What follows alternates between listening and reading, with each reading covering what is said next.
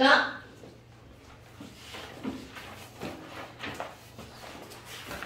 이거를 보내야 틀린 거를 다시 풀어볼 수 있습니다, 여러분.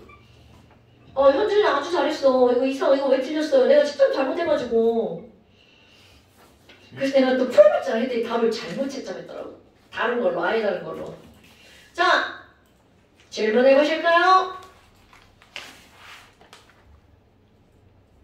뭐야? 4번이요? 네. 아, 네. 4번 다 틀렸어요? 아니요. 네. 자, 여러분, 밑줄. 그러면 같은 몰, 어머, 뭐가 일정하구나. 몰수가 일정하구나. X와 Y의 부피 분의 1에 따른 압력을 나타낸 것이다. 그럼 기체의 밀도의 비율은 가 대 나, 가 2대 1이다. 어머나. 자, 가점과 나점의 부피의 비율이, 밀도의 비율이 2대 1이라고 나왔어. 2대 1이라고 나왔어. 여러분, 기체의 밀도는 쉽게 표현하면 바로 뭐야? 부피분의 질량이죠. 그런데 가나 한번 볼까요? 여러분, 일단 가점과 나점. 그럼 가점과 나점을 통해서 우리 뭐를 알 수가 있니? 부피분의 질량, 밀도, 질량을 알 수가 있죠. 자, 가점과 나점을 비교할 거야. 지금 문제를 아예 가지도 않고요. 지금 그 글자에서만 찾는 거야. 가점과 나점의 밀도의 비율이 몇 대 몇이라고요? 2대 1이라고요. 그럼 밀도는 뭐분의 뭐야? 부피분의 질량이잖아요. 그럼 질량은 지금 모르는데요? 자, 뭐를 알려줬어, 거기서? 부피를 알려줬죠. 부피분의 1인데요? 그게 무슨 상관이겠어요? 여러분, 부피분의 1이 몇 대 몇이야? 1대 2죠. 그럼 부피는 몇 대 몇인겨? 대답 안 해, 씨. 2대 1이죠. 나쁜 새끼들. 자, 그럼 너네 봐봐. 엄청 중요한 게 나옵니다. 부피가 2대 1인데 밀도가 역시 2대 1이야. 그러면 밀도는 부피분의 질량인데 아후! 질량이 몇 대 몇이라는 거야? 1대 1. 뭐시라고? 야! 1대 2. 여러분! 밀도. 1대 2? 아닌가? 아니, 밀도는 부피분의 질량 아니에요? 네. 4대 1. 아, 이거 못하는 거예요? 너 좀 아까 몇 대 몇이라고 했냐? 1대 2. 자, 기발하면 그렇게 되잖아. 아니, 이거 W1, 이거 W2 이렇게 해야 되는 거야, 지금 이제? 자, 그럼 이건 어떻게 해주면 돼? 자, 질량은 밀도 곱하기 어머니! 너를 쏟았다. 아니! 아우, 진짜! 아우, 내가 진짜! 아우, 내가 진짜! 지금 이게 지금 웃길 일이야, 지금 이게 지금. 아니, 죄송합니다. 아니. 웃기기 하는데. 자, 다시 여러분. 이렇게 파울라 할 줄은 몰랐네. 질량은 부피 곱하기 밀도죠? 그러니까 부피 곱하기 밀도니까 질량은 몇 대 몇이 되는 거야? 4대 1이 되죠. 그런데 이게 왜 필요하냐라는 거죠. 지금 우리 일정량의 몰, 같은 몰수라고 했단 말이야. 그럼 초록색으로 봐봅시다. 지금 이들의 몰수가 몇 대 몇이라고 한 거야? 1대 1이라고 그랬죠. 그럼 뭐가? 그냥 이거는 문제 풀지도 않고 그냥 알고 있는 지식만으로 문제 이거 답이 나오는 거죠. 그럼 이들의 뭐를 할 수가 있어? 분자량을 할 수가 있죠. 자, 여러분. 질량이 4대 1인데 몰수가 1대 1이야. 그럼 분자량은요? 자, 몰수는 뭐인데 뭐요? 또 이런 거 써야 돼? 분자량분의 질량이잖아요. 분자 자, 몰수가 일정해. 그러면 여기 있는 얘네 둘은 어떤 관계야? 비례. 비례 관계죠? 그러니까 몰수가 1대1인데 질량이 4대1이야. 그럼 분자량도 몇 대 몇이라는 게 중요한 거야. 4대1. 됐시요? 자, 그러니까 지금 여기에서요. 분자량은 x가 y의 4배다. 뒷부분이 그냥 나왔네요. 그러니까 그래프 보지도 않고 그냥 문제가 풀린 거죠.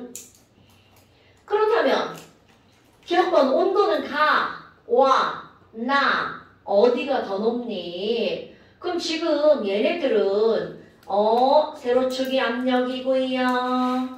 가로축이 부피고요. 같은 몰수 나왔네요. 자, 기억번 P 곱하기 V는 nRT. 온도를 물어봤네요. T는 뭐보다 뭡니까 여러분? nR분의 PV. 같은 몰수, 같은 거시기. 그러니까 결국은 밀도라고 하는 건 P 곱하기 부피에 비례한대요. 밀도란다. 이거 봐봐. 밀도라고 생각해봐. 온도는 nR분의 PV. 자, 그렇다면 가지점과 나지점에 P 곱하기 V의 비율만 해주면 되잖아요. 자, 압력 얼마가 되는 거야? 2A가 되죠. 그런데 부피 봐봐. 부피분의 1이 몇 대 몇인 거야? 1대2인 거잖아요. 그러니까 부피는 몇 대 몇? 2대 1. 그 다음에 압력은 역시 2대 1. 그러니까 어머나 온도 몇 대 몇이 된 거야? 4대 1. 이거 봐봐 여러분. 이게 별게 없다는 거죠. PV는 nRT, 분자량은 P 곱하기 V분의 스몰 WRT. 이거 가지고 문제 다 풀어주는 겁니다. 됐슈? 그러니까 지금 온도는 어디가 더 높네요? 가가 나의 몇 배만큼 더 큰 거야? 4배만큼 더 큰 거죠. 됐슈? 그 다음에 분자의 평균 운동 에너지는 에이씨! 자, 그럼 이 말은 무슨 얘기야? 평균 운동 에너지. 자, 오늘 시험 본 거 재성아! 기체 분자의 기체의 평균 운동 에너지는 굿잡! 2분의 3kT. 그러니까 이 문제도 결국은 무엇을 묻는 문제인 거야? 절대 온도. 온도를 묻는 거죠. 그러니까 이번에는 나와 다에 대해서 물어봤어요. 다까지라는 거야, 다까지. 그럼 나와 다에 대해서 한번 볼까요? 이쪽에 다시 할까요? 자, 나와 다에 대해서 한번 볼까요? 그럼 얘 P 곱하기 V잖아. 자, 나와 다의 P. 자, P는요, 2대 1이죠. 곱하기 P 곱하기 V. 아니, 진짜 왜 이래, 이 새끼들아. 그 다음에 부피는 그대로 나오죠. 부피 역시 몇 대 몇이야? 2대 1.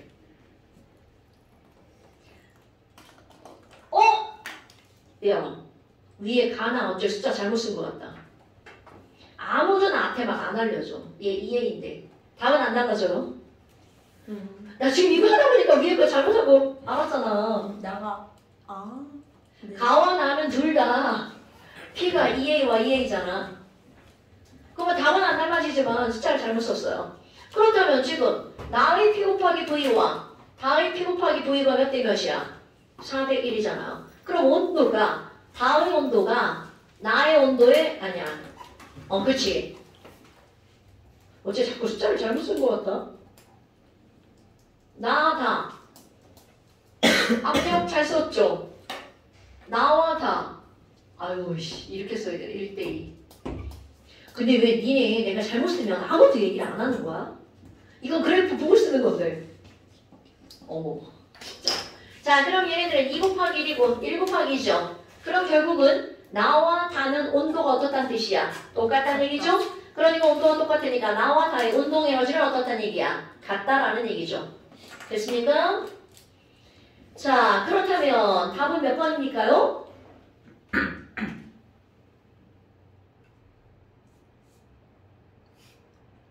현준아 뭐야? 3번.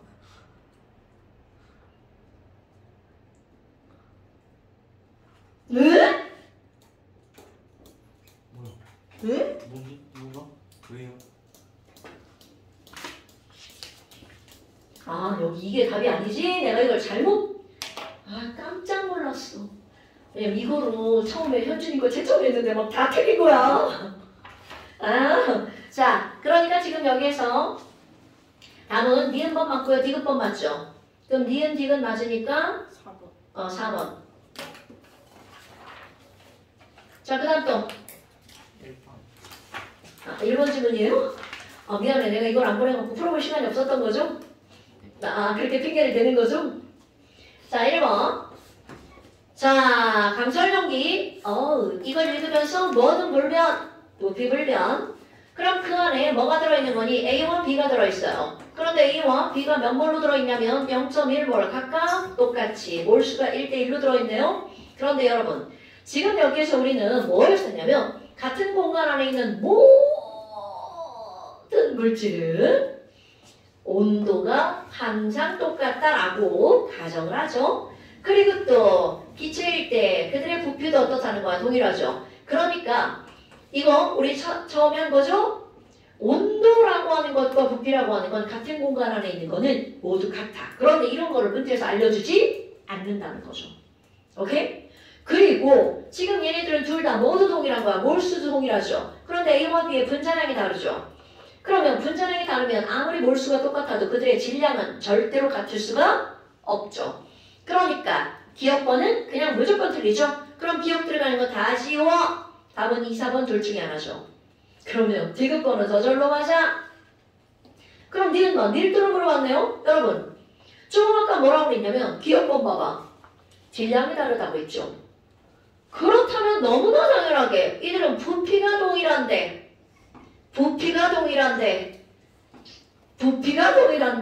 질량이 다르죠. 그러니까 당연히 밀도도 어떨 수밖에 없어. 다를 수밖에 없겠죠. 그러니까 기억이 틀리면서 자동적으로 누가 틀려지는 거야? 니은도 틀려지는 거죠. 그래서 답은 디귿번 하나만 맞는 말이 되겠죠. 답 뭐라고 그랬어? 1번. 왜? 야, 너네 몰수만 같으면 막 분자량이 질량이 다 똑같은겨? 말이 안 되죠. 자, 다시 한번.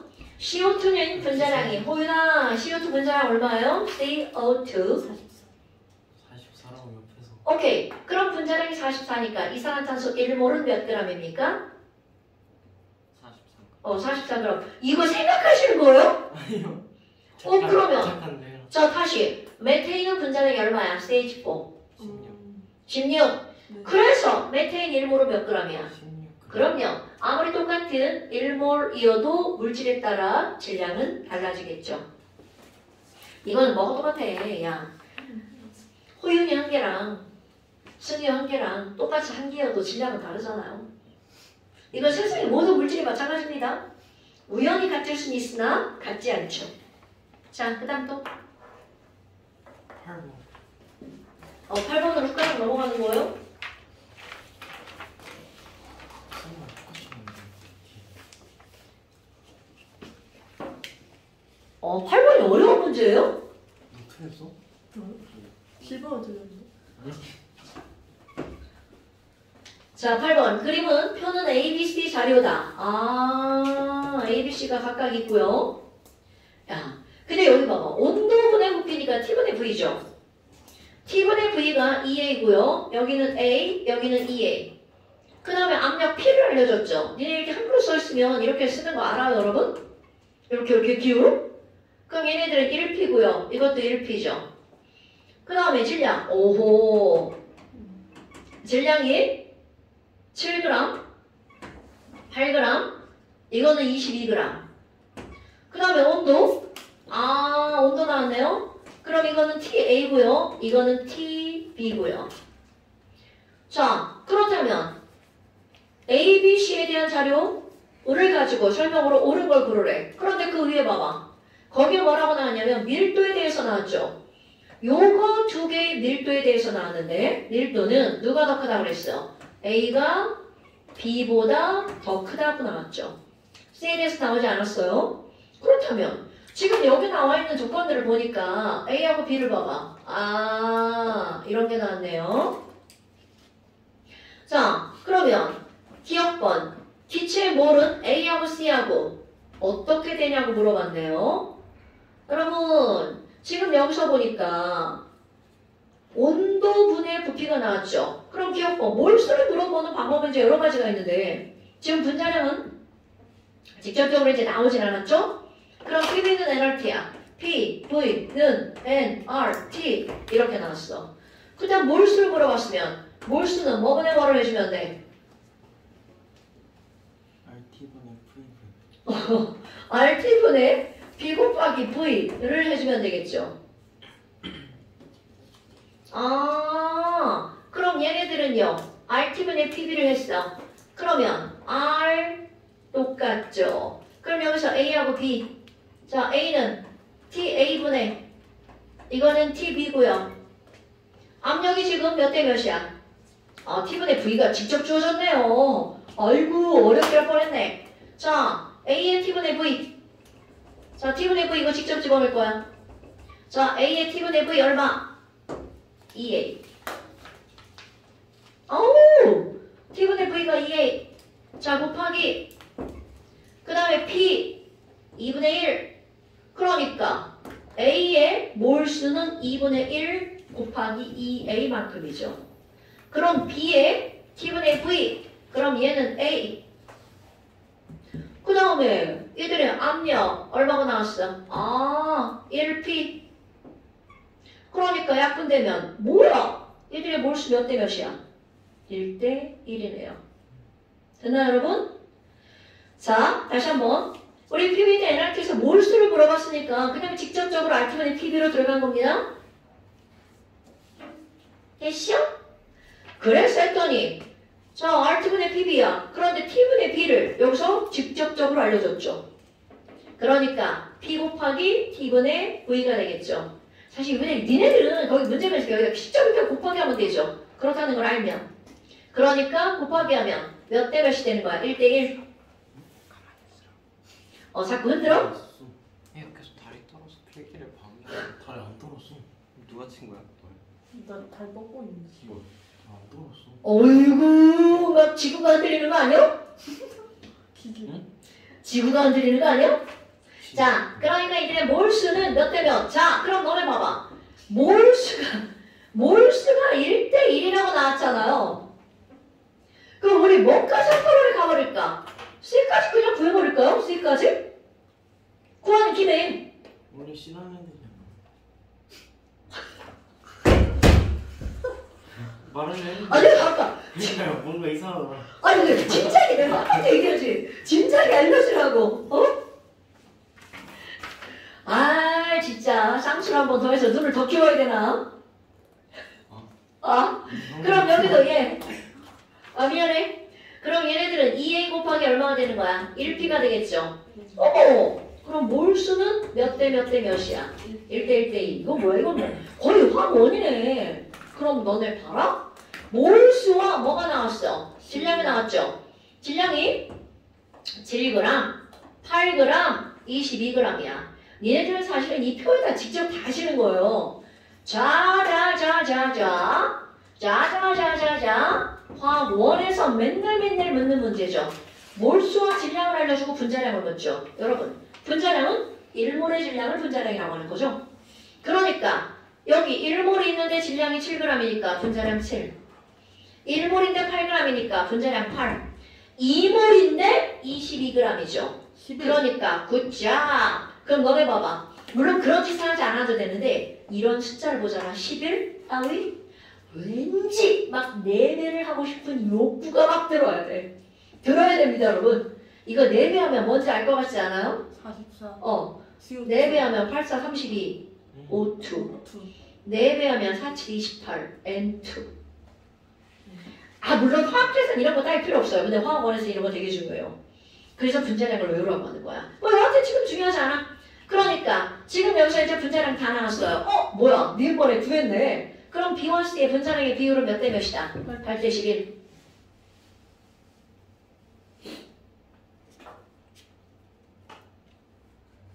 됐어요? 그러면 TB는 구해야죠 뭐. TB는 TA의 2배보다 크다. 자, 지금 여기서 이렇게 가볼까요? 자, 온도 T는 뭐분의 뭐야? NR분의 P 곱하기 V. V.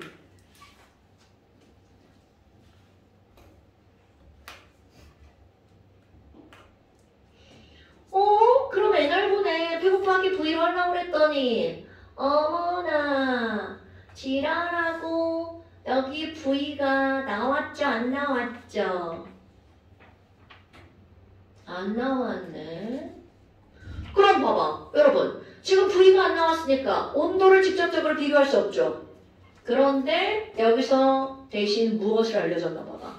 밀도를 알려줬죠. 어머? 그럼 뭐야? 자, 분자량은 P분의 dRT 어때요?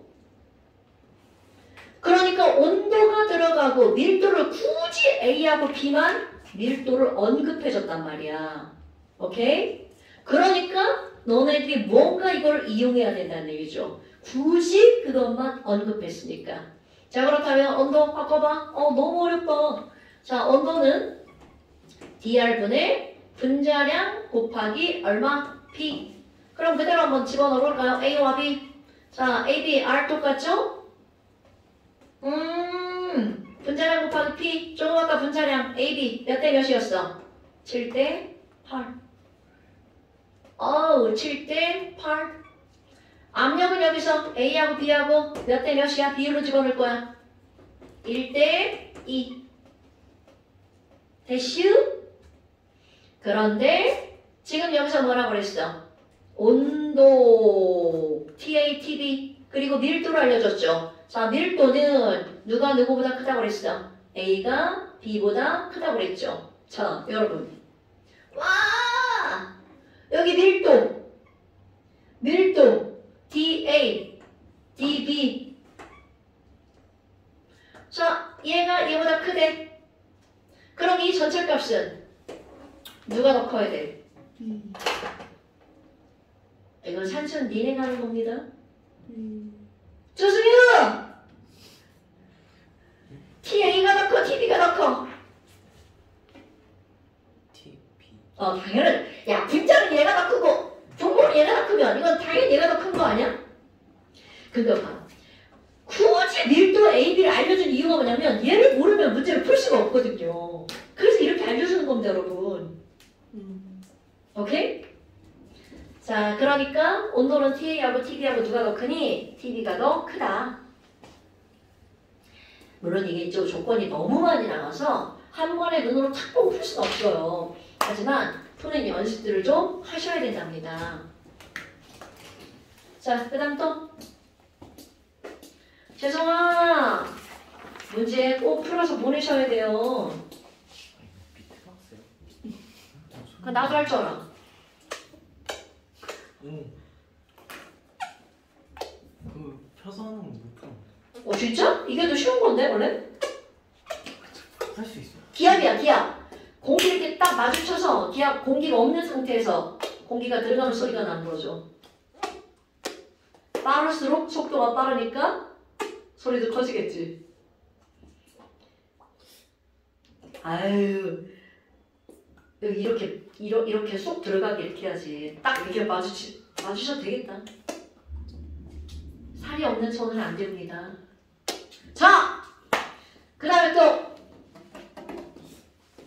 이제 없어? 오늘도 시험 봐야 되는데. 아유, 너무 좋죠. 네. 자, 일단 우리 핑크북 펴봅시다. 사실 여기 몇 점은 안 되잖아. 하준아 어떡하지? 나눠서 봐야 될 것 같아요. 저는. 나눠서 봐야 돼? 다음 주에. 하루가 혼자 나오는 거야? 우리 시험 기간일 때는? 그런 거? 아니 쉬지 않아? 하루 이렇게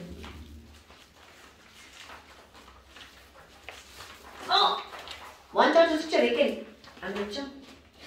자, 그 다음에 이제 핑크북 13페이지 한번 봅시다. 멀리 쌓이네. 나도 이렇게.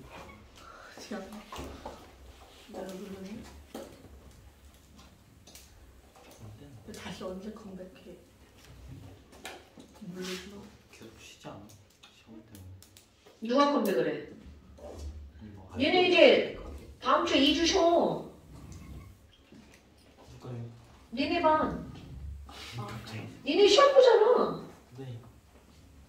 야, 당연히 올백 맞아야 되는 거 알죠? 안 맞으면 어떻게 돼요?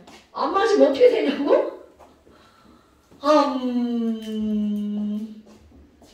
저걸로 맞아요? 발가락 들고 서 있기? 신경. 그냥 이러고 있어요. 그러면 그거 안 하겠다. 발가락 들고 서 있기 되게 힘들어. 잠깐 이러고 있어요. 아니지, 너는 이거 발가락 들고 서 있기가 얼마나 힘든 줄 알아? 그럼 한번 해보세요. 다 맞으면? 사탕? 우리 맛있는 아이스크림을 사 먹을까? 땡기지? 어디서요? 저기 편의점 있잖아. 저희 다 붙여 맞아야 돼요? 다 몇점 맞아야 되냐고? 전화준도 100점 맞아야 돼요. 하준이가 몇 점 맞아야 돼? 우리 한 명이라도 한번 해볼까? 한 명이라도? 그럼 먹을 수 있겠는데? 승엽 부탁해. 진짜? 승엽. 정보랑 루틴. 야, 좋아. 승엽 이렇게 자, 그럼 이제 우리 지난번에 뭘 했었니? 나쁘지 않은데? 부피와 밀도 했었죠. 뭐? 과학만 다 맞으면 돼요? 아니면? 지랄하네. 야, 과학만 다 맞는 건 다섯 다 맞아야지. 그때 나쁘지 너 않은데? 그게 더 가능성이 있어? 그런 거구나.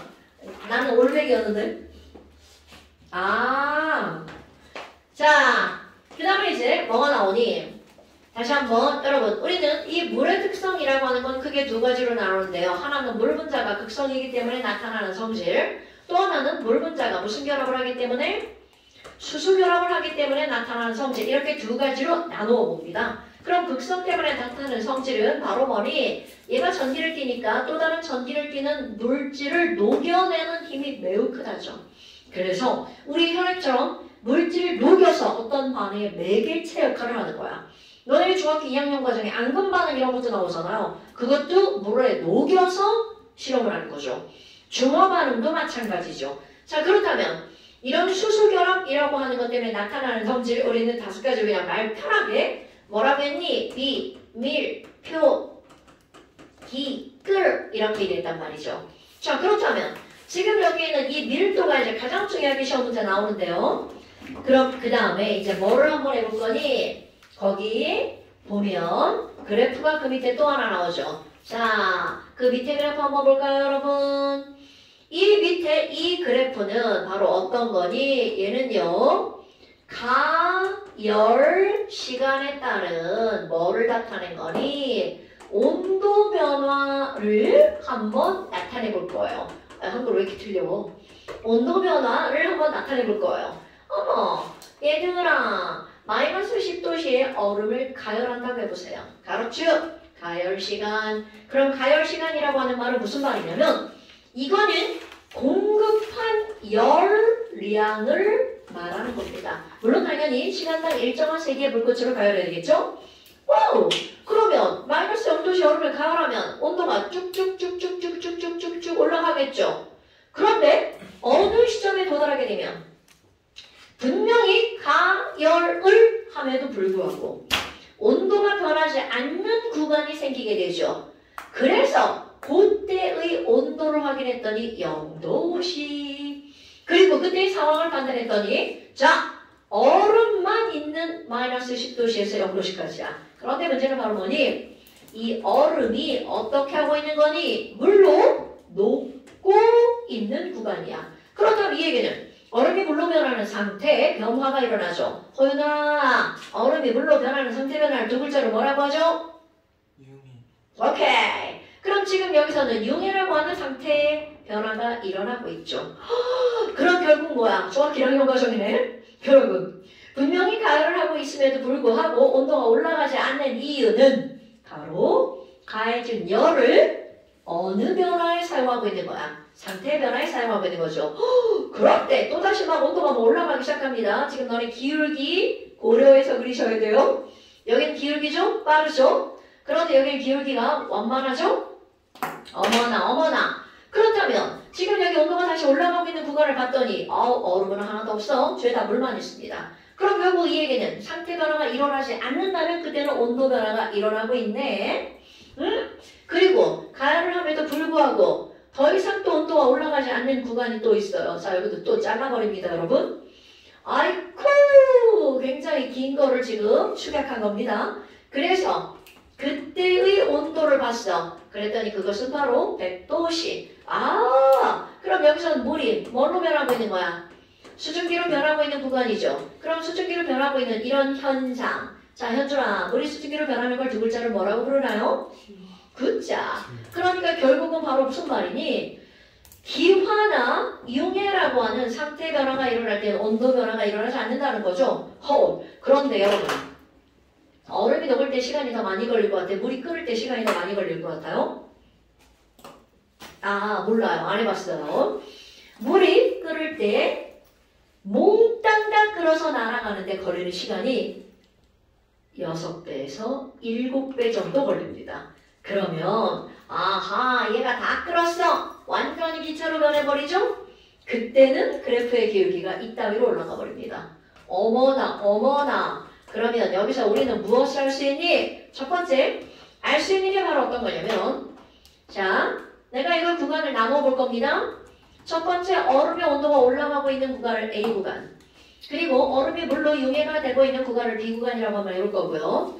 그 다음 구간을 C 구간, 그 다음 구간을 D 구간이라고 한번 해보고요. 그 다음 구간을 E 구간이라고 한번 해볼게요. 자, 그렇다면 지금 여기서 눈여겨봐야 될 것 첫 번째, 바로 온도가 올라가고 있는 이것들의 기울기가 도대체 무엇을 의미하는 건가? 여러분, 시간당 같은 열의 양을 공급한다고 그랬죠. 그럼 화원 맨 마지막 단원.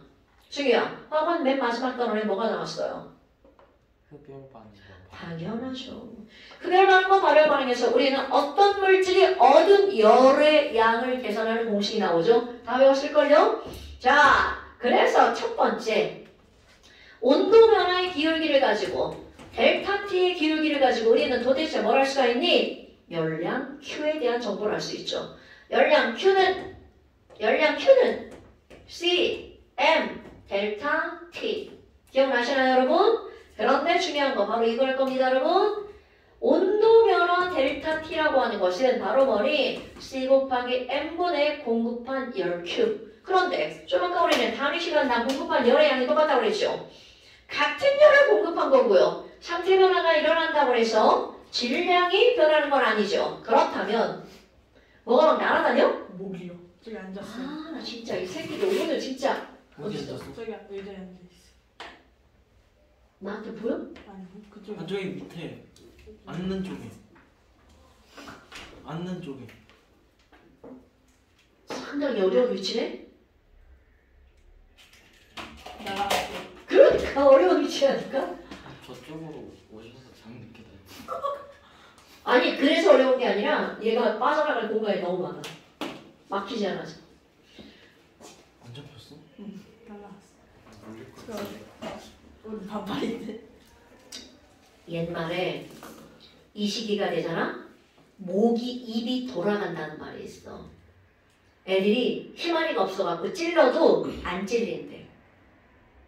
근데 어제 그저께 물려갖고 지금 여기 이렇게 됐어. 자, 그렇다면 지금 이것의 온도 변화의 기울기를 통해서 우리는 뭘 할 수가 있니? 자, 공급한 열량 똑같죠? 질량 똑같죠? 그러니까 어머나! 그것들의 C를 할 수 있죠. 자, 죄송아. Q는 CM 델타 T에서 C가 뭔가요? 하지마! C가 뭐야? 하준이가 뭐라 했어? 몰라요. 해주나? 이것들이 진짜! 비열. 네, C는 비열이죠. 여러분, M은 뭐예요? 질량. 델타 T는 뭐예요? 어떤 새끼가 시간이라고 하는 새끼가 있더라고. 온도 변화. Q는 공급한 열량이죠. 또 이런 기호를 쓰네 또. 에이, 우리 애기들, 에이, 진짜. 자, 그렇다면 우리는 결국은 이 그래프를 통해서 알 수 있는 첫 번째, 바로 비열이랍니다. 여러분, 기울기 델타 t와 비열은 반비례죠.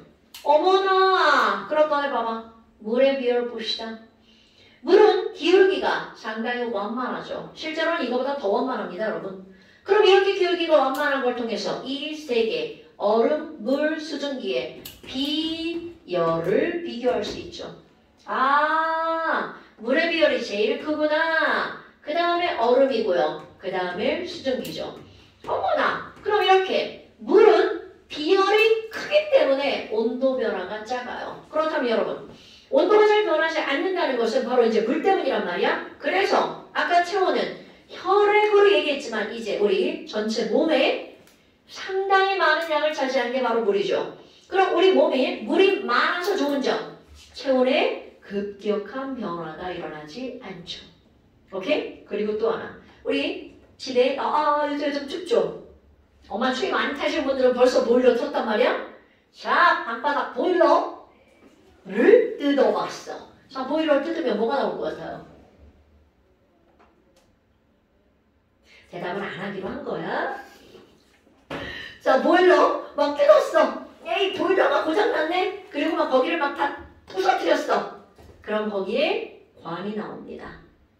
그 관 안을 지나다니는 게 바로 뭘까요? 따뜻한 물입니다. 그러면은 보일러 틀면은 수도세로 나와요? 수도세보다 더 비싼 난방비가 나오죠. 저기 고여있는 물이. 뭐라고? 고양이 눈물? 고여있는 물. 아, 고양이 눈물 순환하는 물이죠. 어디부터 순환할까? 니네 관리사무소에서 부터 니네 집까지 이렇게 들어왔다가 다시 가는 거야. 어디로요? 관리사무소로 다시. 농담이겠네. 그러면 똥물은 따뜻한 물을 계속 데워서 보내는 거지. 근데 아, 사실 거기다 이렇게 갇혀있는 물이 맞아요. 그래서 가끔 뭐 할까? 그 물 빼서 샘을 넣는 작업합니다. 아, 그런 거 잘 모르죠? 아, 우리 집 그 물 다 빼서 샘을 넣는 작업을 작년에 했어요. 진짜 물 저기 있다.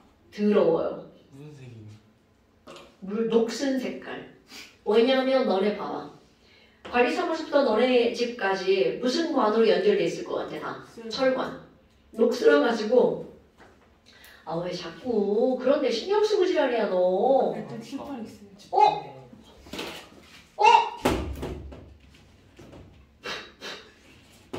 야, 움직여! 어디 갔어? 뭐야?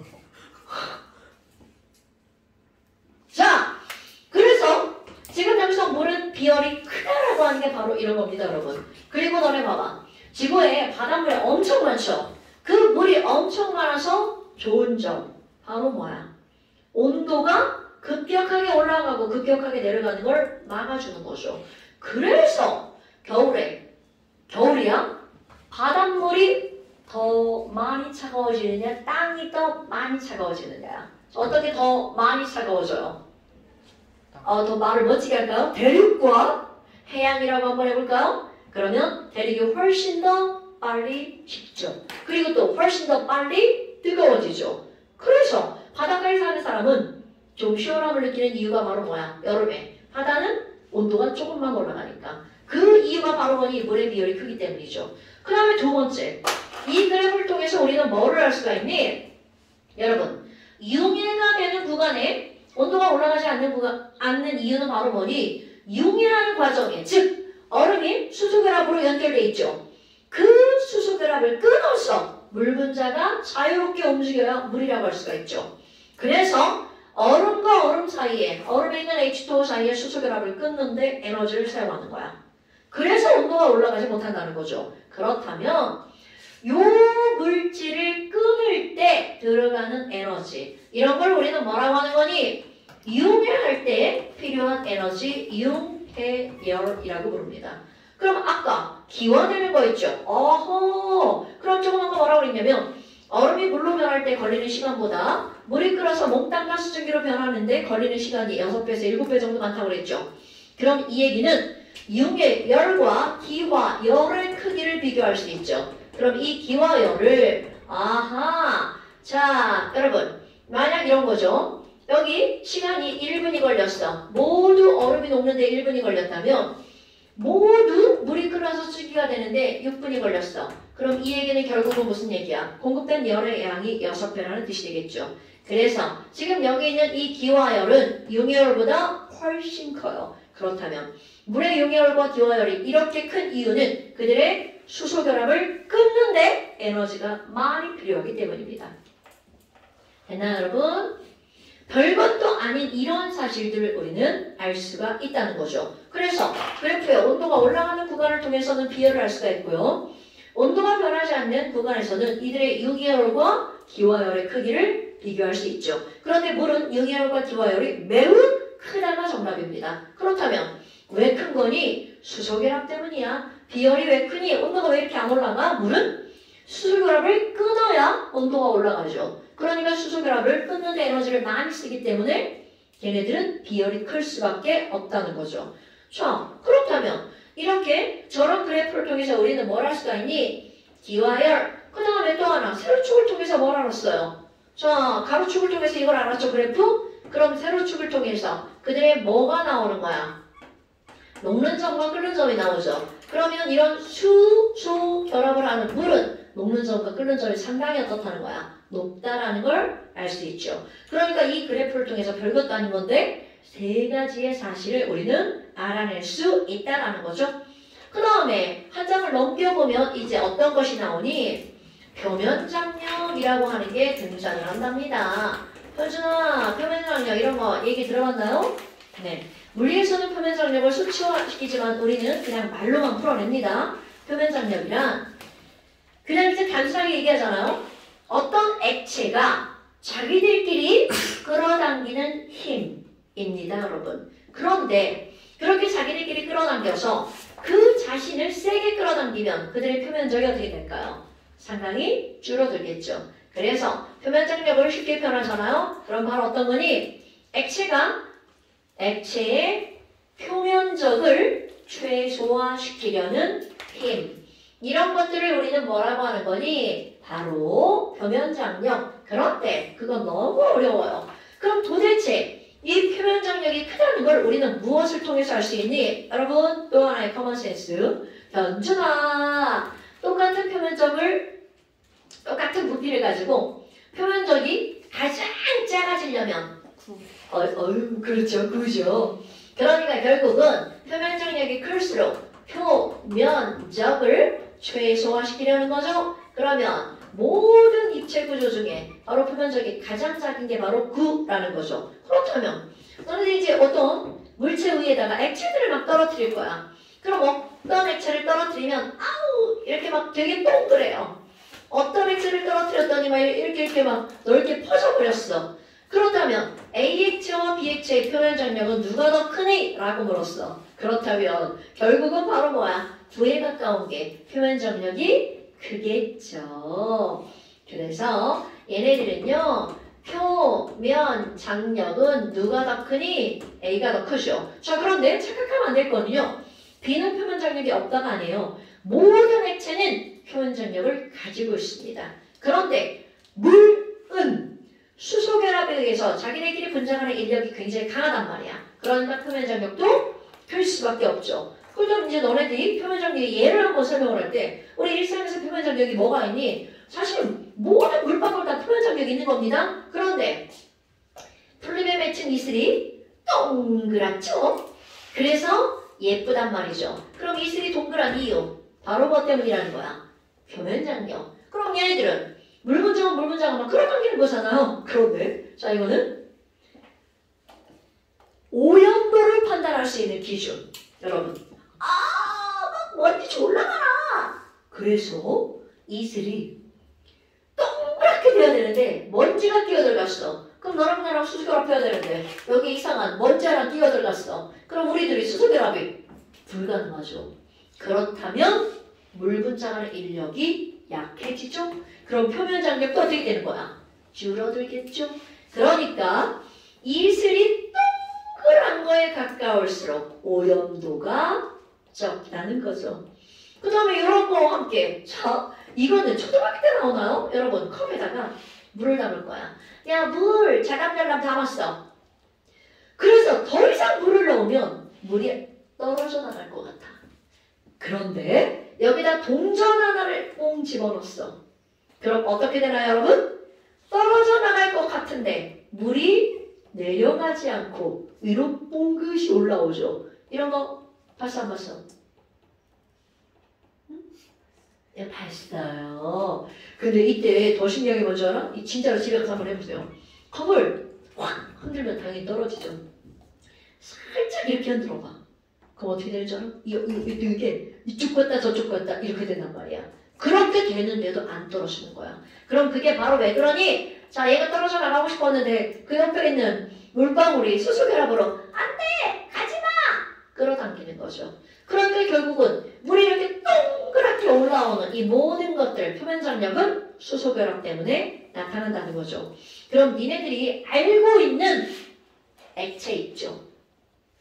바로 물이 표면 장력이 가장 큽니다. 그런데 단 뭐 빼고니 수은 빼고.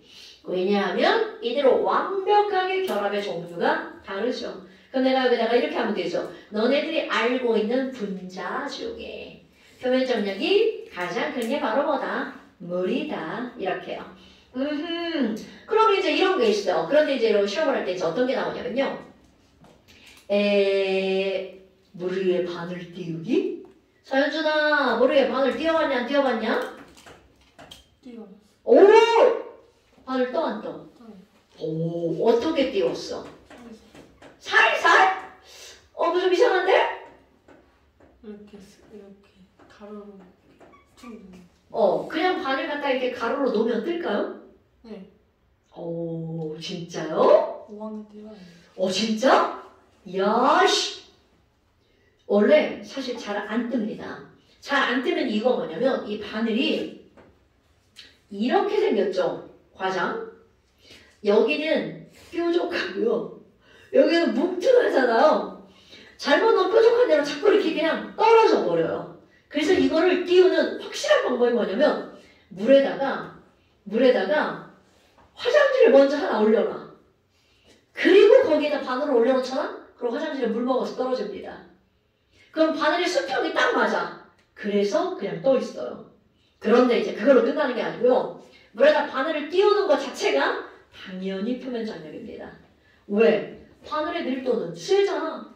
당연히 물보다 엄청나게 크죠. 근데도 떠 있는 거야. 우리는 밀도가 클수록 가라앉아야 되잖아. 그럼 얘가 떠 있는 이유. 내 손가락을 물과 물이 끌어당기는 수소결합이라고 생각하는 거야. 그 여러 명이 당기는 수소결합에 바로 바늘이 올라가 있는 거죠.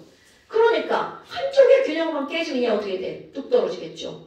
그래서 이거를 실험합니다. 자, 바늘이 떠있는 세면대야. 세면대 위에다 실험을 할 거야. 그리고 나서 어떻게 할 거니? 요 바늘이 떠있는 바로 옆에다가 요 부분에다가 뭐를 떨어뜨릴 거니? 바로 비눗물. 그럼 비눗물을 떨어뜨리면 비누는 물과 물 사이에 아까 이것처럼 불순물이 들어가는 거야. 그럼 불순물이 들어가게 되면 물과 물 사이의 인력을 약화시킵니다. 그럼 상상을 해볼 거다?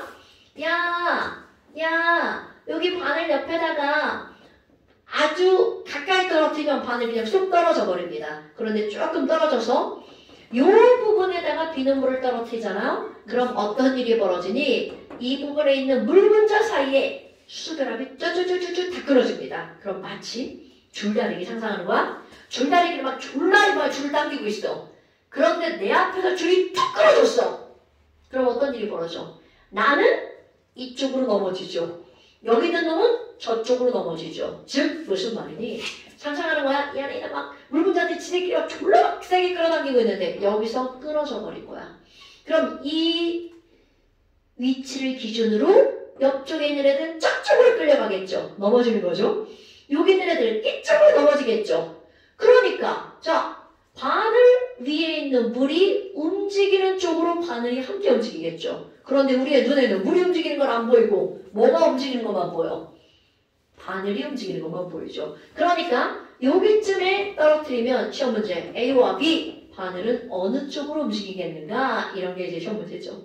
그럼 얘는 어느 쪽으로 움직여야 돼? B 쪽으로 움직여야 되겠죠. 이런 걸 이용해서 어떤 실험을 하니? 똑같은 겁니다. 하드보드지 있죠? 하드보드지를 별 모양으로 오리는 거야. 별 모양으로 오려가지고 물 위에 띄우기 전에 어떤 짓을 좀 하냐면요. 이거 혹시 해본 사람? 초등학교 때 이런 거 좀 하는데 이거 물 위에다 이제 물인데요. 물에 올리기 전에 똑같은 실험이야.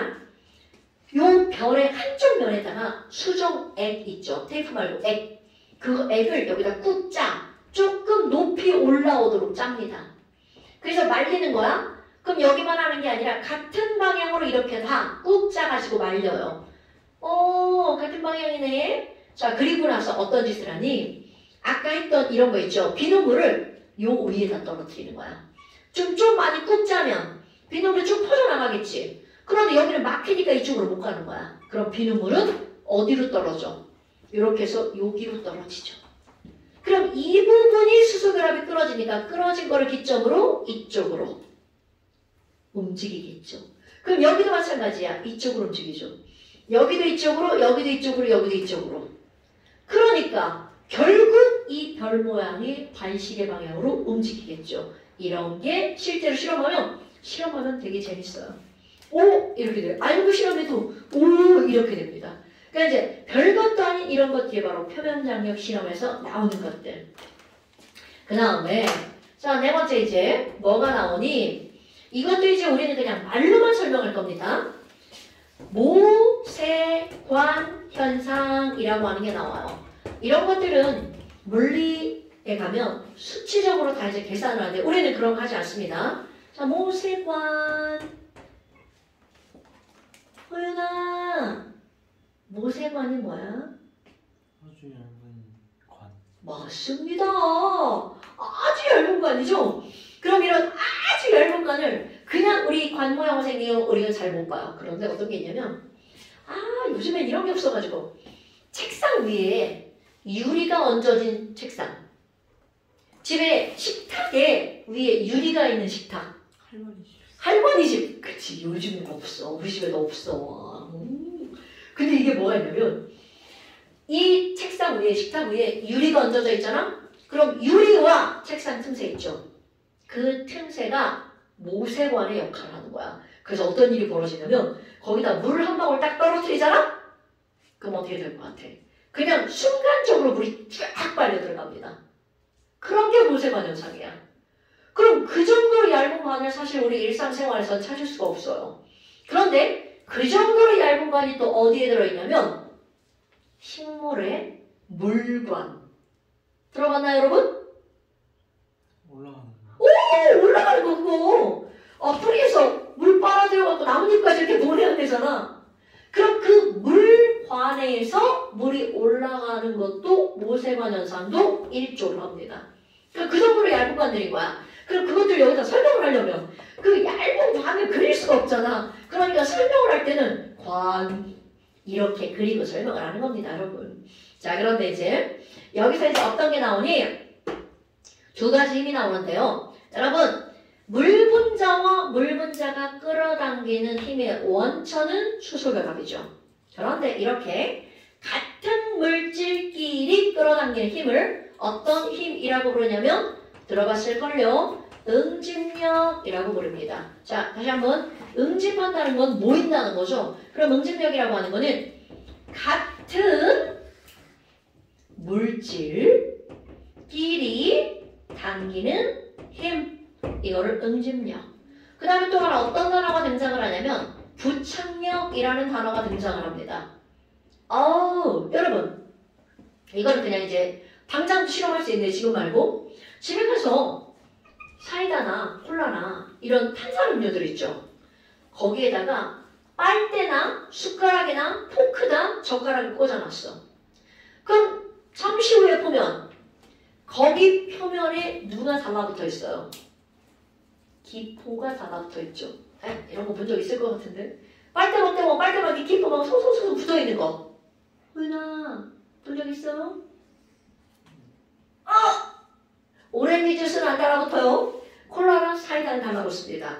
그럼 이렇게 빨대의 기포가 달라붙는 거야. 서로 다른 물질 사이에 끌어당기는 힘. 이런 걸 부착력이라고 부릅니다. 그러니까 얘네들은 다른 물질 간의 인력 이런 걸 부착력이라고 불러요. 그렇다면 여기서 이런 말이 왜 등장하니? 야, 여기는 이게 물이잖아요. 여기 물과 물 간에 당기는 힘이 있어요. 그럼 우리는 분명히 지금까지 물끼리 당기는 힘 되게 세다고 배웠단 말이죠. 그렇다면 여기 있는 이 유리가 물에 들어가 있죠. 그럼 당연히 물과 유리 간에 뭐도 있는 거야? 부착력도 있죠. 그럼 너네들 생각하겠습니다. 물과 물이 세게 끌어당길 거냐? 즉 물끼리의 응집력이 더 클 것이냐?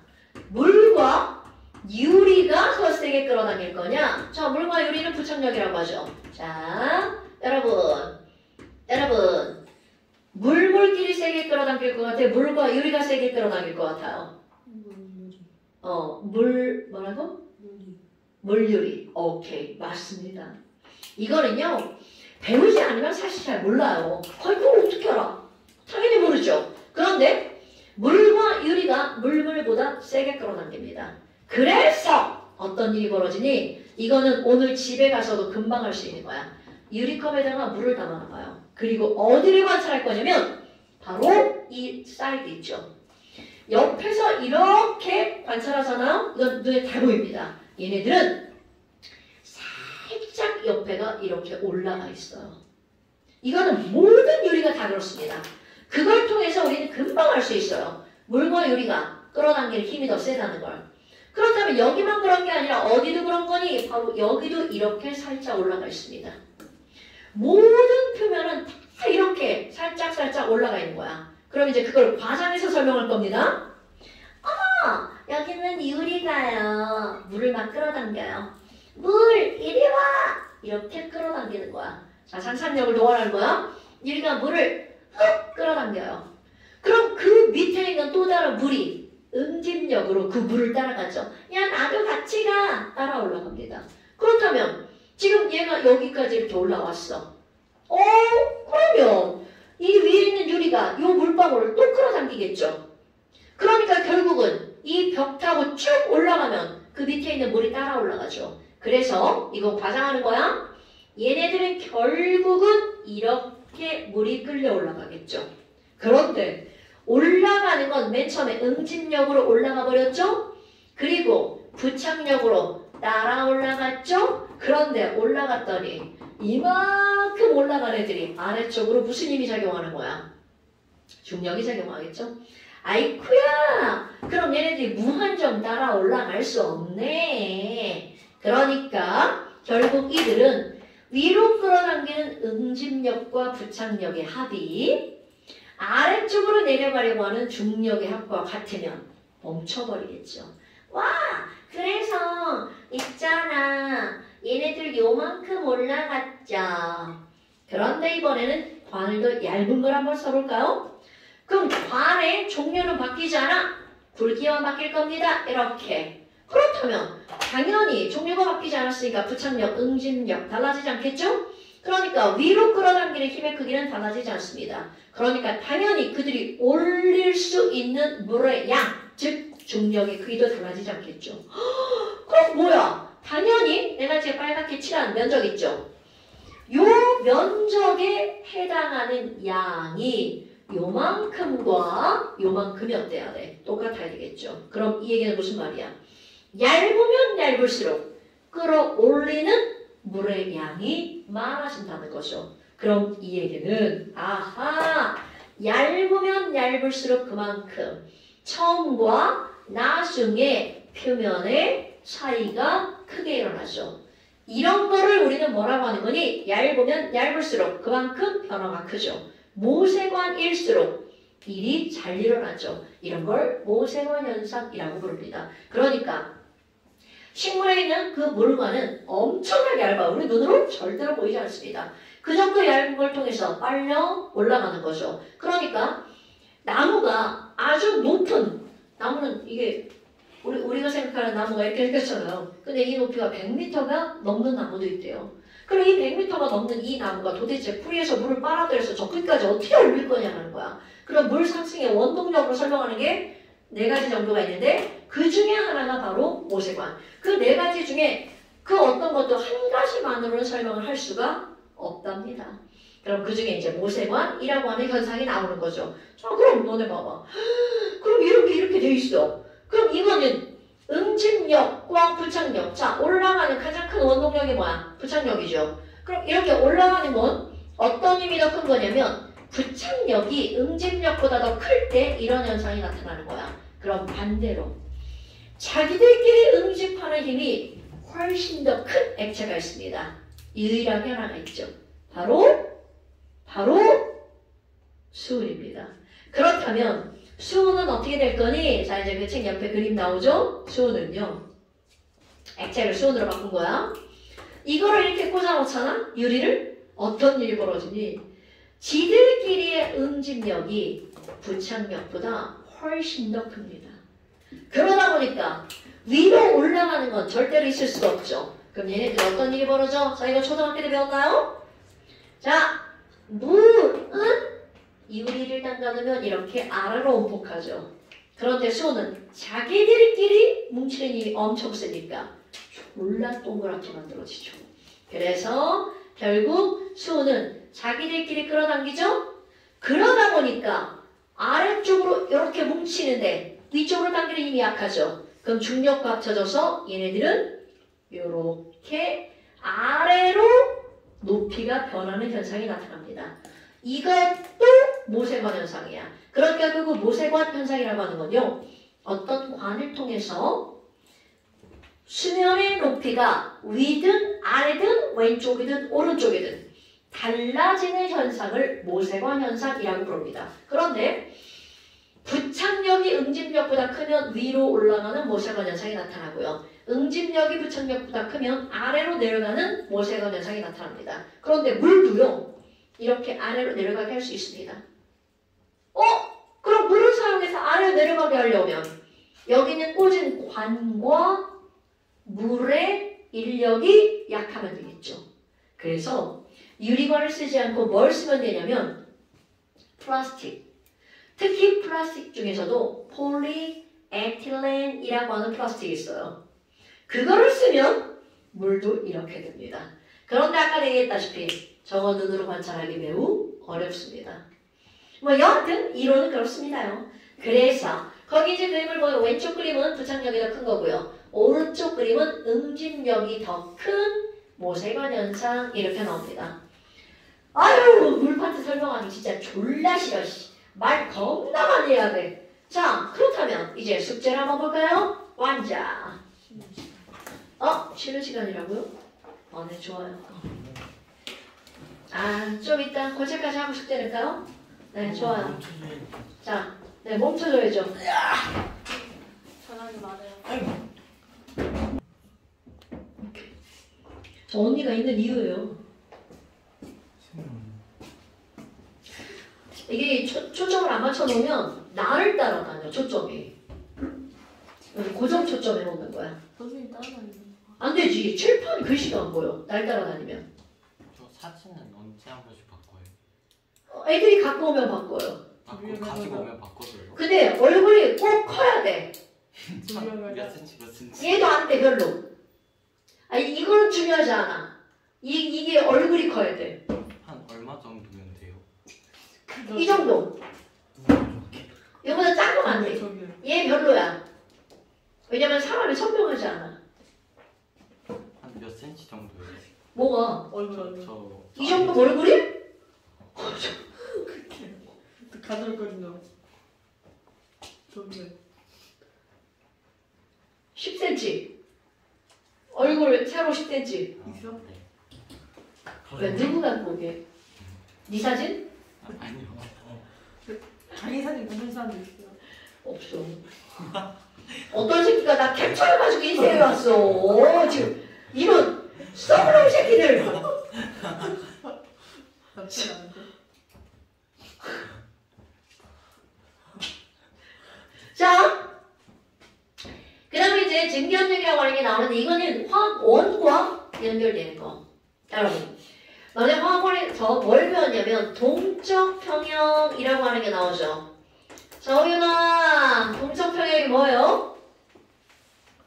아무 에너지가 같아지는 에너지가 같아지는 거? 동적 평형. 증발도 안 하고 증발도 안 하고? 같은 속도로. 그렇지. 명확하게 서로 상반된 두 변화의 속도가 같을 때. 자, 이거 간단히 다시 한번 볼까요? 여러분, 지금 어떤 온도? 지금을 T1이라고 한번 해볼까요? T1 상태에서 이렇게 물을 담아놨어. 그리고 그냥 내비두면 이거는 그냥 다 날아가 버리겠죠. 그럴 때 이것을 이렇게 밀폐시켜 볼까요? 그렇다면 이 액체의 표면에서는 어떤 일이 벌어지니? 물 분자, 물이라고 한번 해볼까요? 이 물 분자가 분자 운동을 하죠. 그러다 보니까 훅 하고 떨어져 나가죠. 분자 운동에 의해서 액체가 기체로 변하는 거. 우리 그냥 물이라고 한번 해볼까요? 물이 수증기로 변하는 걸 우리는 뭐라고 하는 거니? 바로 증발이라고 부르죠. 물론 기화는 굉장히 큰 단어입니다. 기화에는 끌어서 어떤 온도 이상에서 날아가는 게 있고요. 그 다음에 분자 운동에 의해서 날아가는 게 있죠. 그런 걸 증발. 어머나. 그러면 지금 여기서는 이런 증발이라고 하는 현상이 나타나는데, 화살표를 4개를 그려놨네요. 이 화살표 4개를 증발 속도사라고 한번 표현해 볼까요? 그럼 증발을 하면 이 위에 수증기가 생기겠죠. 그런데 이런 수증기는 기체니까 스스로 마구 되게 많이 운동을 하겠죠. 그런데 운동을 하다 보면 지가 갖고 있는 에너지를 어떻게 하나요? 잃어버리겠죠. 그러니까 어떤 일이 벌어져? 아유 힘들다. 그리고 다시 물속으로 쏙 들어가죠. 물론 당연히 이쪽 표면에 달라붙는 물방울도 있겠지만 설명상 이렇게 변한 겁니다. 어이쿠! 그럼 수증기가 다시 물방울로 변하죠. 이렇게 수증기가 다시 물방울로 변하는 걸 우리는 결 또는 축 같은 단어입니다. 이라고 부르죠. 어머나, 그러면 지금 뚜껑을 닫고 맨 처음 상황을 보면 당연히 액체 표면에서 증발하는 속도가 응축하는 속도보다 어때요? 더 빠르죠. 어머나, 그럼 뭐야? 처음에 이랬네? 그럼 알짜 증발량이 응축하는 것보다 더 많으니까 알짜 증발량이 생기겠죠. 그러니까 결국 수증기량이 늘어나겠네요. 물은 조금 줄어들겠죠. 어이쿠! 그러다가 이런 현상이 반복돼서 여기 수증기 개수가 많아지면 응축하는 개수가 또 늘어나겠죠. 그럼 이런 현상들 반복됩니다. 아이쿠! 응축하는 거 또 늘어나죠. 반복됩니다. 또 늘어나죠. 아이쿠! 그러다가 충분한 시간이 지났어. 그럼 언젠가는 그 둘의 속도가 같아질 때가 존재하겠죠. 이렇게 서로 반대되는 두 변화의 속도가 같을 때, 이때를 우리는 뭐라고 부르는 거니? 동적 평형이라고 부르죠. 그런데 이렇게 동적 평형이 이루어지면 화학원에서 매우 중요하고 분명히 뭔가 반응이 일어나죠. 하지만 그 위쪽에 놓여있는 수증기의 분자의 개수는 더 이상 증가한다, 증가하지 않는다? 증가하지 않죠. 그렇다면 이렇게 중요한 말입니다. 동적 평형이어서 위쪽에 있는 수증기의 개수가 더 이상 변하지 않을 때 그 기체에 의해서 생기는 압력, 그것을 우리는 뭐라고 부르는 거니? 바로 증발된 기체에 의해서 생기는 압력, 증기압력이라고 부릅니다. 자, 다시 한번 여러분, 증기압력은 당연히 증발된 기체에 의해서 생기는 압력입니다. 그런데 아무 때나 증발된 기체의 압력을 재는 게 아니라 증기압력이라는 단어는 꼭 언제 재는 거야?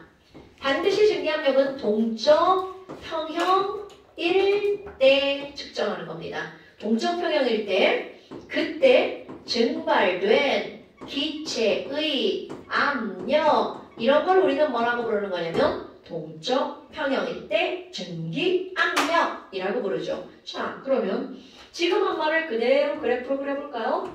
자, 가로축은요. 시간입니다. 세로축은 속도입니다. 그런데 지금 보니까 증발 속도는 처음부터 끝까지 쭉 몇 개로 그린 거야? 4개로 그렸죠. 어머나, 그럼 증발 속도는 안 달라지네요? 네. 근데 응결 속도는 처음에 하나였는데 점점 늘어나서 언젠가는 그 둘의 속도가 같아지는 시점에 도달하죠. 그렇다면 여러분, 지금 현재 T1입니다. T1일 때 증발 속도와 응축 속도를 한번 비교를 한번 해볼까요? 자, 맨 처음이야. 맨 처음 해보니까 요만큼의 알짜 증발량이 생기죠? 그 다음 시점이야. 이만큼의 알짜 증발량이 생기죠? 그 다음 시점이야. 요만큼의 알짜 증발량이 생기죠? 그래서 동적 평형이 이루어지기 전까지 각각의 시점에서 알짜 증발량을 더하게 하잖아요. 그러면 요것은 증발된 전체 알짜 증발량이죠. 어머나, 그러면 결국은 이 알짜 증발량이라고 하는 것은 기체의 무엇에 비례하는 거야? 분자의 개수에 비례하겠죠. 오케이? 그런데 동적 평형이 이루어지면 더 이상 이 기체 분자의 개수, 총 기체의 분자의 개수가 달라지지 않겠죠? 그럼 이거는 결국은 무엇에 비례하는 거니? 총 증발된 기체의 분자의 개수에 의해서 생기는 증기 압력에 비례하겠죠. 어머나, 아니 그러면 지금 이게 T1인데 온도를 높여볼까요, 여러분? 온도를 높이면 어떤 일이 벌어지니? 당연히 분자 운동이 활발해지죠. 그럼 분자 운동이 활발해지면 중요한 말 나옵니다. 바로 증발 속도가 빨라지겠죠. 와우! 그럼 뭐야? 아니 같은 온도에서는 꿈쩍도 하지 않던 이 증발 속도가 온도를 높이면 증발 속도가 빨라지겠죠. 그러니까 와 뭐야 이거 온도를 높여서 T2를 만들었어요.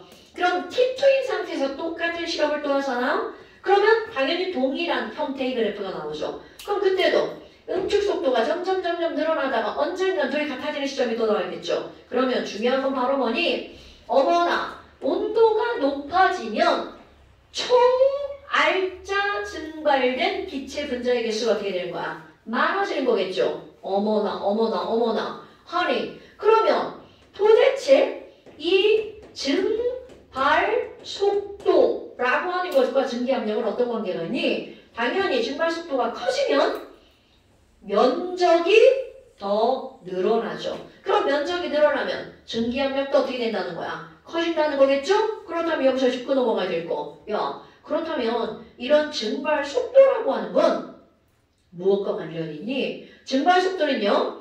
증발 속도가 크다는 건 분자 운동이 활발하다는 거죠? 그럼 분자 운동이 활발하다는 건 바로 분자 간의 인력이 어떻다는 뜻이 되는 거야. 약하다는 뜻이 되겠죠. 그러니까 결국은 증발 속도는 분자 간의 인력과 어떻게 된다는 거야? 반비례한다는 거죠. 어머, 그럼 증발 속도가 크면 클수록 그만큼 이 그래프가 만드는 면적도 커지겠죠. 그럼 이런 증발 속도는 그들의 무엇과 비례하는 관계가 되는 거냐면 증기압력과 비례하는 관계가 되겠죠. 그런데 여러분, 도대체 그럼 분자 간의 인력에 영향을 미치는 요인은 뭐야? 자, 인력에 영향을 미치는 요인은 1번. 오로지 온도밖에 없습니다. 그런데 2번은 바로 뭐니? 온도 이외의 분자 간의 인력을 변화시키려고 하면 뭐를 바꾸면 되냐면 액체의 종류를 바꿔주면 됩니다. 그렇다면 물이라고 하는 액체의 종류가 달라지지 않는 이상 분자 간의 인력을 변화시킬 수 있는 요인은 온도밖에 없다는 거죠. 됐나요, 여러분? 아쿠! 그래? 아니 그렇다면 이제 무엇을 한번 그래프를 그려볼 거니? 조그맣게 할 때가 그대로 T1일 때 그래프가 만드는 면적은 증기압력에 비례한다고 그랬죠? 그럼 T2 온도를 높였어? 그럼 증기압력이 더 커지겠죠? T3 온도를 더 높일 거야? 그럼 증기압력이 더 커지겠죠? 그래서 자 화학원에서는 다루지 않았던 거 바로 온도에 따른 증기압력의 크기를 그래프로 나타낼 거야. 이런 걸 우리는 뭐라고 부르냐면 증기압력 곡선이라고 부릅니다. 증기압력 곡선은요. 중요한 겁니다, 여러분. 가로축은 온도고요. 온도 T1일 때 그때의 증기압력 그래프. 아하, 증기압력을 그래프로 나타낸 거야. 어허, 온도가 T2일 때 증기압력, 온도가 T3일 때 증기압력을 나타낸 그래프입니다. 그러면 그런 것들을 나타내면 모든 액체들의 그래프 개형은 똑같습니다. 그런데 크기가 달라지는 거죠. 그럼 난 이거를 물이라고 한번 해볼까요? 그렇다면 물이라는 거 말고 어떤 액체 A를 증기압력 그래프를 측정할 거야. 그랬더니 이렇게 나옵니다. 어떤 액체 B 증기압력 그래프를 나타낼 거야. 그럼 이렇게 나타납니다. 그렇다면 도대체 우리는 이런 증기압력 곡선을 통해서 무엇을 할 수 있니? 여러분, 증기압력이 크다는 건 더 쉽게 표현하잖아? 그냥 날아가 버리는 거야. 너무나 잘 날아가죠. 보이나? 그럼 잘 날아간다는 건 분자간의 인력이 약하다는 거야? 크다는 거야? 당연하죠. 이게 여기서 핵심 포인트입니다, 여러분. 그렇다면 그런 걸 이렇게 어렵게 그래프를 그려서 나타내는 거야. 자, 온도 한번 볼까요? 똑같은 온도에서 여기를 T1이라고 한번 해볼까요?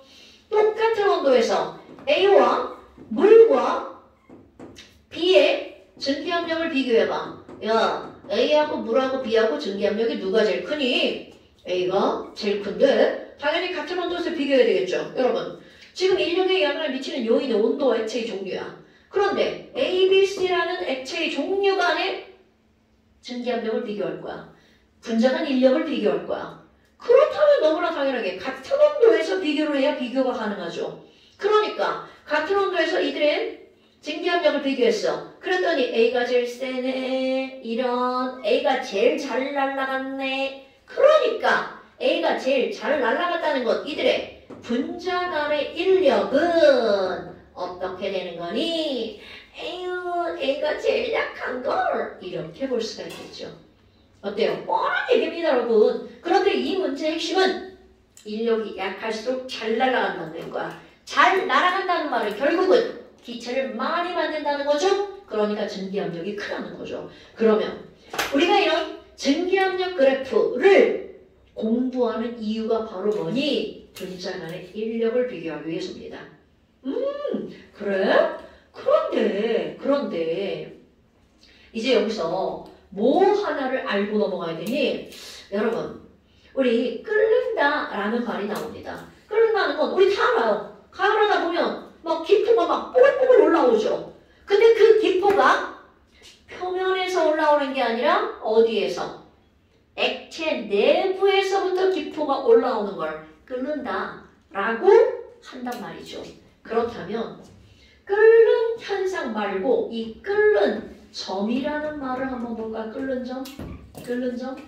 도대체 이 끓는 점이라는 말의 정의가 뭐니? 여러분, 이건 정의입니다. 정의. 이 끓는 점의 정의에 대해서 태클을 거는 화학자들도 있습니다. 하지만 우리는 그냥 이렇게 내려버립니다. 여러분, 끓는다는 말을 아주 단순하게 생각해 볼까요? 야, 아니 끓었어? 끓는다라는 건 이 안에 있던 액체가 바깥쪽으로 어떻게 하는 거야? 기체로 날아가는 거죠. 그런데 이 기체로 날아가는 걸 막는 게 바로 뭐니? 바깥쪽에 있는 대기입니다, 여러분.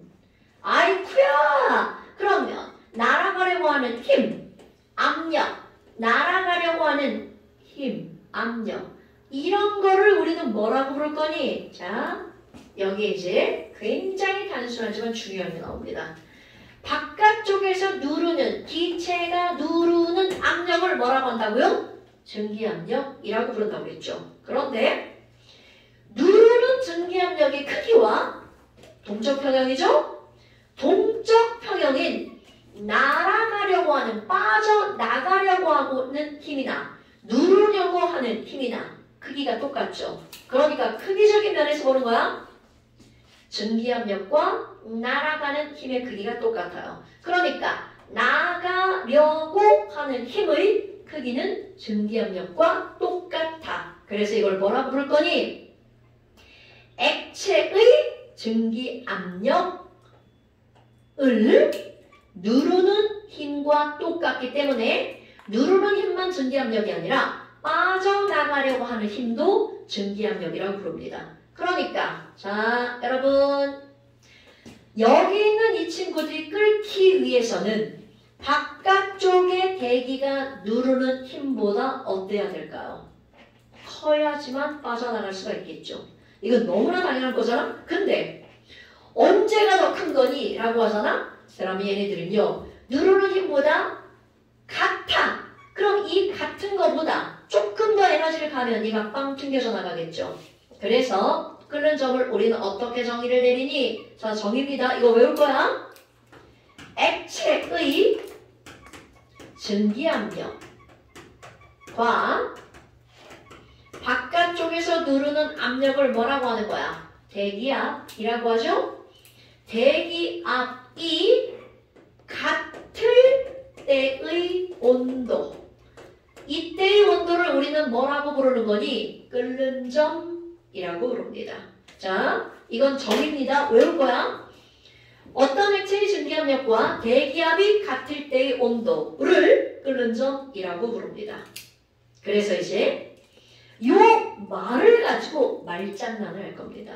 여러분, 조금 아까 우리는요. 요것이 온도에 따른 증기압력 곡선이라고 불렀단 말이죠. 자, 여기 잠깐 볼까요, 여러분? 이제 말 바꾸기에서 그래프를 바꿀 거야.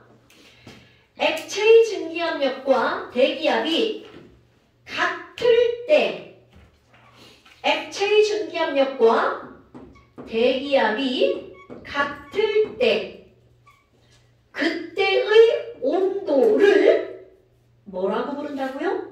끓는 점. 말 바꾸기 하는 겁니다. 증기압력과 대기압이 같을 때의 온도를 뭐라고 부른다고요? 끓는 점이라고 부른 겁니다. 그러니까 조금 아까 우리는 이 그래프를 뭐라고 불렀냐면 온도에 따른 증기압력 그래프라고 불렀죠. 그런데 이제 말이 바뀌는 거야. 빨간색으로 읽어보세요.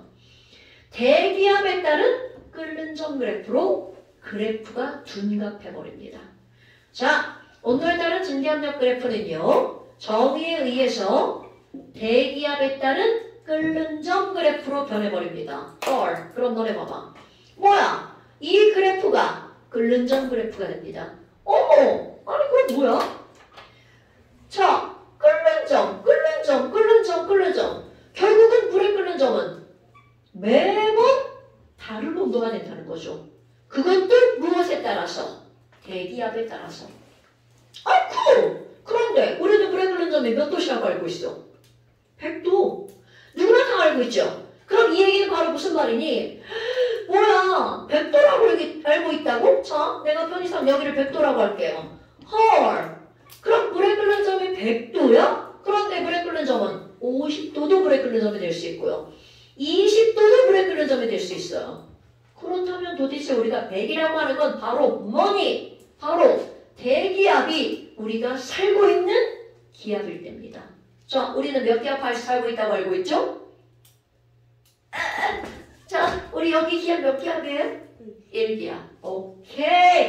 그렇다면 모든 온도에서 물은 다 끓을 수 있다는 뜻이에요. 그런데 우리가 특별히 100도시라고 말하는 이유는 바로 뭐니? 자, 모든 물질의 끓는 점을 기압을 딱 정해놓고 물질의 끓는 점이라고 부릅니다.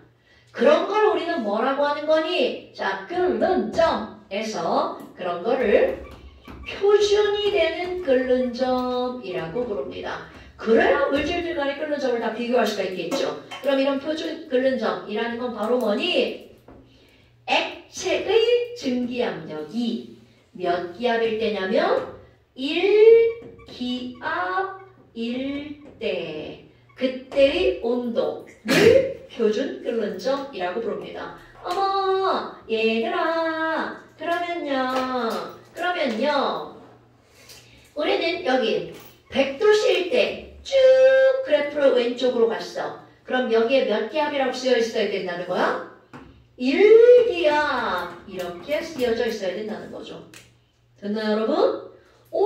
그러면 야 25도씨일 때도 물에 끓는 점은 만들어지겠구나. 당연하죠. 그럼 이때는 대기압이 겁나 작게 들어가겠죠. 무대여서 말을 못 해주겠네요. 아이쿠! 그럼 거기 그래프가 하나 나왔을걸요?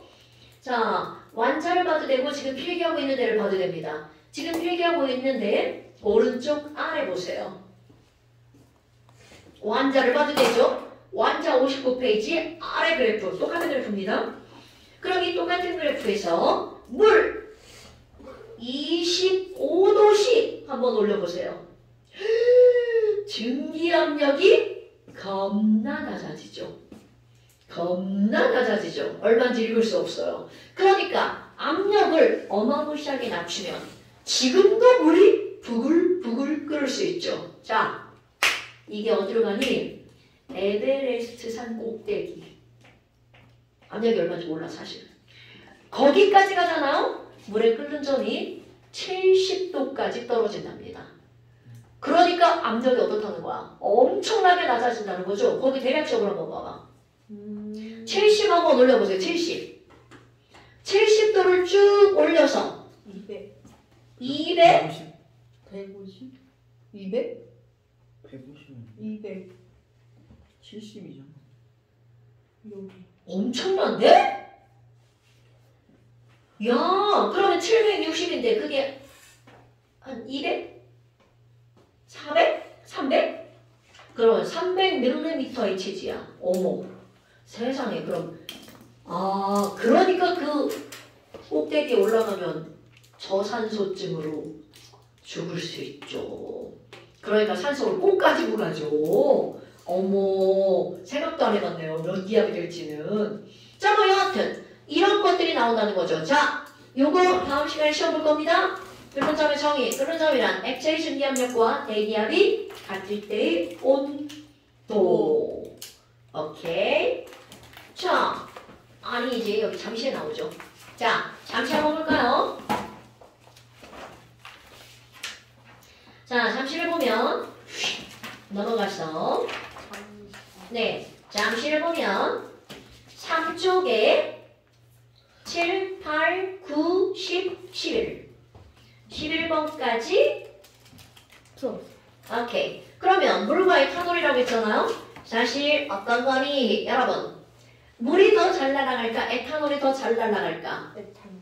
그럼요. 그러니까 거기 그래프는 이렇게 그리는 겁니다. 가로축 온도, 세로축 증기압력. 그럼 여기다가 하나 이렇게 물을 그립니다. 그리고 요거보다 더 크게 에탄올을 그릴 거야. 그런데 여기다 뭐를 표시할 거니? 자, 여기 1기압 760ml의 지지죠? 찝찝찝찝찝찝 가. 그래서 여기는 물 몇 도시야? 100도시죠? 자, 여러분, 에탄올의 표준 끓는 점, 에탄올의 끓는 점 몇 도시라고 알고 있나요? 78. 오, 굿자. 요 정도는 커먼 센스로 알고 넘어갑시다. 정확히 2학년인가에 나오죠? 네. 네. 다음에 한쪽만 봐요 시험. 너 자꾸 왜 그런 거 유도하고 그래? 장난해? 당연히 다 보죠. 숙제 없는 거예요? 있어요. 3주 아니야? 그러니까 언니. 숙제 조금만 낼 거야. 자, 잠시 3페이지 여기다 써야지 너네 여기 증거가 되잖아요.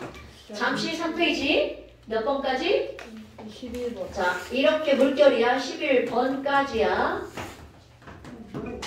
자, 그 다음에 스포츠 같은 게 완자.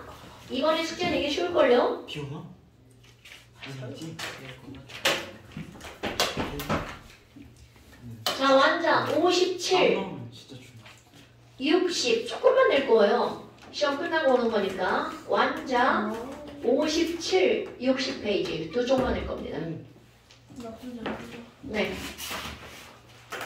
시험 끝나고 오는데 많이 숙제 내면 좀 그렇잖아.